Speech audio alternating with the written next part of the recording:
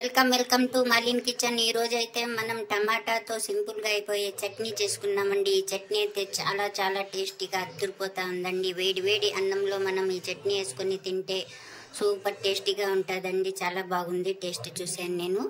ఈ రెసిపీ నచ్చితే like, share, comment, subscribe చేయండి మర్చిపోకండి। మీ ఫ్రెండ్స్ కి షేర్ చేయండి। వీడియో చూడాలంటే నోటిఫికేషన్ ఆన్ చేసుకోండి। వీడియో అయితే పూర్తిగా చూడండి। వీడియోలో ఎలాగుందో ఈ చట్నీ అలాగే చేయండి, అద్దరిపోతుందండి। బాగా చూడండి। Thank you.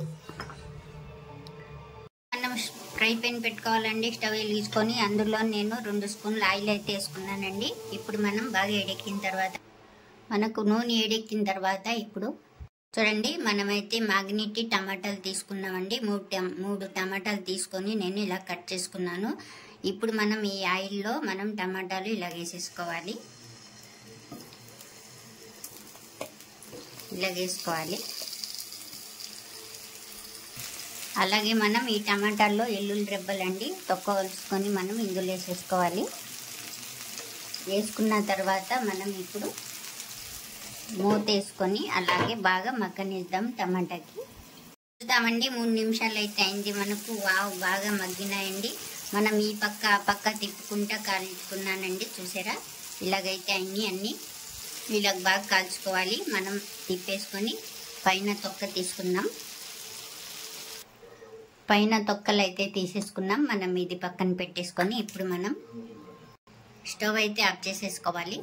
ఒక మ్యాషర్ అయితే తీసుకోవాలండి, మనం తీసుకొని బాగా ఇలాగా మ్యాష్ చేసుకోవాలి టమాటాలన్నీ మెత్తగా। ఇలా బాగా మెత్తగా మ్యాష్ చేసుకోవాలండి। మన దగ్గర ఇది లేకపోతే ఈ మ్యాషర్ చల్లగా అయిపోయినా మనం మిక్సీలో వేసుకోవచ్చండి, లేకుంటే చెంచాతో అయినా చేసుకోవచ్చు। ఇప్పుడు మనం మెత్తగా చేసుకుందాం। ఇందులో మనం 1 స్పూన్ కారం అయితే వేసుకోవాలి, కారాన్ని పట్టేసుకోవాలండి। అలాగే ఒక ఉల్లిపాయ కోసుకొని సన్నగా వేసుకోవాలి।